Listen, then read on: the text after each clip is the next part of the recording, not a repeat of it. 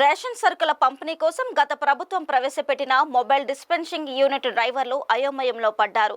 ఇటీవలే కాకినాడ పోర్టులో రేషన్ బియ్యం కుంభకోణం వెలుగులోకి వచ్చిన నేపథ్యంలో రాష్ట్ర పౌర సరఫరాల శాఖ మంత్రి నాదెండ్ల మనోహర్ చేసిన వ్యాఖ్యలు గందరగోళానికి కారణమైంది. దీంతో రాష్ట్ర వ్యాప్తంగా ఉన్న 9,000 పైచిలుకు వాహనాలు మూలన పడి డ్రైవర్లుగా ఉన్న తాము ఉపాధులు కోల్పోయి రోడ్డున పడతామని వాపోతున్నారు. ఒక్కో డ్రైవర్ వాహనం కోసం ఇంకా 34 నెలల రుణం తీరాల్సి ఉందని వాపోతున్నారు. మరింత సమాచారాన్ని మా విశాఖ ప్రతినిధి మూర్తి అందిస్తారు. తెల్ల రేషన్ కార్డు లబ్ధిదారులకు ప్రతి నెల మొబైల్ డిస్పెన్సింగ్ యూనిట్ల ద్వారా రేషన్ సరుకులు పంపిణీ చేసే యూనిట్లు ఇప్పుడు పరిస్థితి అగమ్యగోచరంగా మారింది. ఇటీవల కాకినాడలో జరిగిన బియ్యం కుంభకోణం కేసు సంబంధించి మంత్రి నాదెండ్ల మనోహర్ చేసిన వ్యాఖ్యలు వీళ్లలో ఆందోళన కలిగిస్తున్న పరిస్థితి ఉంది. అయితే ఎండి యూనిట్ల వల్లే ఎంత పెద్ద కుంభకోణం జరిగిందని ఆయన చేసిన వ్యాఖ్యలు, అలాగే 1,500 కోట్ల రూపాయలు దీని మీద వెచ్చిస్తున్నాము, ఇదంతా ఖజానాపై భారం పడుతుందని ఆయన అయితే చెప్పారు. కానీ క్షేత్రస్థాయిలో ఉన్న ఈ మొబైల్ డిస్పెన్సింగ్ యూనిట్ల డ్రైవర్ల ఆవేదన ఏంటో వారి మాటల్లోనే అడిగి తెలుసుకుందాం. మీరు చెప్పండి, అసలు ఆయన చేసిన వ్యాఖ్యలు మీకు ఏమనిపిస్తున్నాయి? మీరు ఆయనకి స్పష్టంగా ఏం చెప్పాలనుకుంటున్నారు? సార్, నా పేరు సతీష్ అండి. విశాఖ జిల్లా ఎండి ఆపరేటర్గా చేస్తున్నాను. మరి కొద్ది కాలం క్రితమే మన నాదెండ్ల మనోహర్ గారు ఈ వ్యవస్థ గురించి ఎండి యూనిట్లకి 1,500 కోట్లు ఖర్చు పెట్టాం, ఈ రేషన్ పంపిణీలో ప్రధాన పాత్రగా మాఫియా ఎండీలు ఉన్నారని చెప్పి ఆయన అన్నారు. అక్కడి నుంచి కూడా మాకు చాలా ఆందోళన కలిగింది. నాయకులు పెద్ద పెద్ద నాయకుల స్థాయిలో ఉన్నదేమో కానీ మేమైతే అలాంటి విషయాల్లో అయితే లేదు సార్. మేము ప్రభుత్వం ఏదైతే మాకు రేషన్ పంపిణీ ఇస్తుందో ఆ కార్యక్రమాన్నే మేము ఇంటి వద్దకు తీసుకెళ్తున్నాం సార్. దానికి 2 ఎత్తులుగా ఇంకా ఎవరైతే నడవలేని వికలాంగులు ఉన్నారో, ఎవరైతే ముసలి వాళ్ళు ఉన్నారో వాళ్ళ ఇంటికి మేము తీసుకెళ్తున్నాం. ఇంతకుముందు డీలర్ల టైంలో పర్సంటేజ్ చాలా తక్కువగా ఉండేది, 80%, 65%, 70% ఉండేది. మీ ఎండి వ్యవస్థ వచ్చిన తర్వాత 90%, 92% వరకు మేము రేషన్ పంపిణీ అనేది సజావుగా చేస్తున్నాం. దీని మీద రాష్ట్రంలో ఉన్న 9,260 వాహనదారులు కూడా ఆందోళన చెందుతున్నారు. అంటే ఏమైపోతుందో జీవనోపాధి అని చెప్పేసి కొద్దిగా భయాందోళన చెందుతున్నారు. దయచేసి ఈ 9,260 మంది వాహనదారుల నుంచి మేము కోరేది ఒకటే విజ్ఞప్తి సార్, మాకు ఈ ఉపాధి అనేది ఖచ్చితంగా మాకు కల్పించండి. ఏదైనా సరే ప్రభుత్వం ద్వారానే మేము, ప్రభుత్వం ఏ విధంగా చెప్తేనే ఆ విధంగా మేము ముందుకు వెళ్తాం.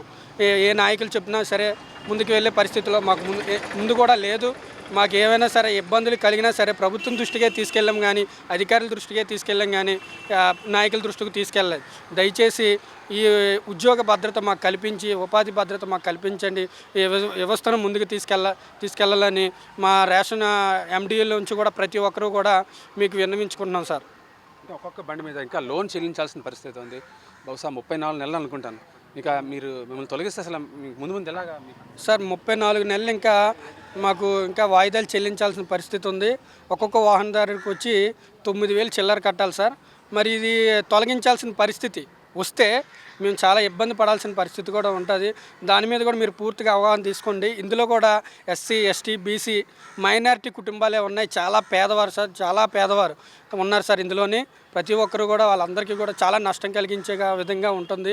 దయచేసి మీరు అర్థం చేసుకొని మాకు ఉపాధి ఉండేలాగా మీరు చేస్తారని కోరుకుంటున్నాం సార్. మీరు చెప్పండి, మీ పరిస్థితి ఏంటి అసలు? ఇప్పుడు ప్రభుత్వం నిర్ణయం కనుక తీసుకుంటే మీరు ఏం చెప్పదలుచున్నారు ప్రభుత్వానికి? మేము ఒకటే తెలియజేయాలనుకుంటున్నామండి. 18,000 రూపాయల శాలరీ వస్తుంది ఇందులోని మా చేతికి. 18,000 రూపాయల శాలరీతో ఒక కళాశీని, హెల్పర్ని మెయింటైన్ చేయాల్సి వస్తుంది. వాళ్ళు ఇస్తూ మన ఆయిల్ మెయింటెనెన్స్ చూసుకొని ఈ యొక్క డబ్బులతోనే మేము గట్టిన అవుతున్నామండి. ఈ యొక్క ఆదాయం కూడా మాకు లేకుండా పోతే చాలా ఇబ్బంది పడతాం. దయచేసి ఇప్పుడున్న ప్రభుత్వాన్ని, గవర్నమెంట్ ఆఫీసర్లు మేము కోరుకునేది ఏంటంటే దయచేసి మాకు ఈ ఉపాధిని కోల్పోకుండా కాపాడుతారని కోరుకుంటున్నామండి. Thank you sir. మీరు చెప్పండి, అసలు మీ మీద బడ్డీన ఉంది, నెలకి 27,000 రూపాయలు ఒక బండి మీద ఖర్చు అవుతుందని ఆయన అంటున్నాడు.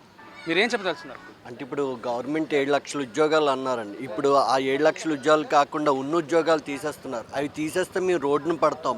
మమ్మల్ని నమ్ముకొని మా హెల్పర్లు ఉన్నారు, వాళ్ళని నమ్ముకొని వాళ్ళ కుటుంబ సభ్యులు ఉన్నారు. వీళ్ళందరూ కూడా రోడ్డును పడకుండా గవర్నమెంట్ మాకు సాయం చేసి చంద్రబాబు నాయుడు గారు, పవన్ కళ్యాణ్ గారిని మేము రిక్వెస్ట్ చేస్తున్నాం. ఈ 9,200 మందిని, అందులో మాకు హెల్పర్లు ఒక్కొక్క వ్యక్తి ఉన్నారు.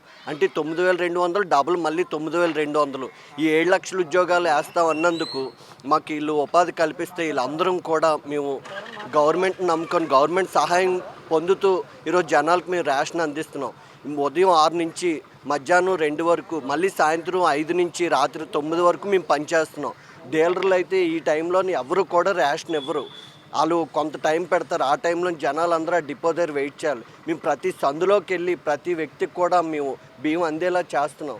ఇది గవర్నమెంట్ గుర్తించి మా అందరికీ కూడా ఉపాధి కల్పిస్తారని చంద్రబాబు నాయుడు గారిని, పవన్ కళ్యాణ్ గారిని, మా కుటుంబ సభ్యులు అందరి తరపున మేము రిక్వెస్ట్ చేస్తున్నాం. దీన్ని నమ్ముకొని ఉన్నాం. మేము రోడ్డుని పడకుండా, ఆ బళ్ళు అమ్ముకోకుండా గవర్నమెంట్ నమ్ముకొని బియ్యం ఇచ్చి మాకు ఈ సేవను అందిస్తారని చంద్రబాబు నాయుడు గారిని రిక్వెస్ట్ చేస్తున్నాం. ఇది ముఖ్యంగా నిరుద్యోగంతో ఉన్న తాము ఉపాధి కోసం గతంలో ప్రభుత్వం ఏర్పాటు చేసిన ఈ పథకంలో చేరాము. ప్రతి ఇంటికి కూడా రేషన్ సరుకులు ఇవ్వడం ఒక సంతృప్తిగా భావించి ఇందులో చేరాం తప్ప పై స్థాయిలో జరిగే కుంభకోణాలతో మాకు ఏమాత్రం సంబంధం లేదని వీళ్ళందరూ చెబుతున్నారు. తమ ఉద్యోగాలు నిలబెట్టాలని, తమ ఉపాధులను కాపాడాలని చెప్పి వీళ్ళందరూ కోరుకుంటున్న పరిస్థితి అయితే కనిపిస్తుంది. వీడియో జర్నలిస్ట్ ప్రేమ్తో Murthy, VBC on TV, Visakhapatnam.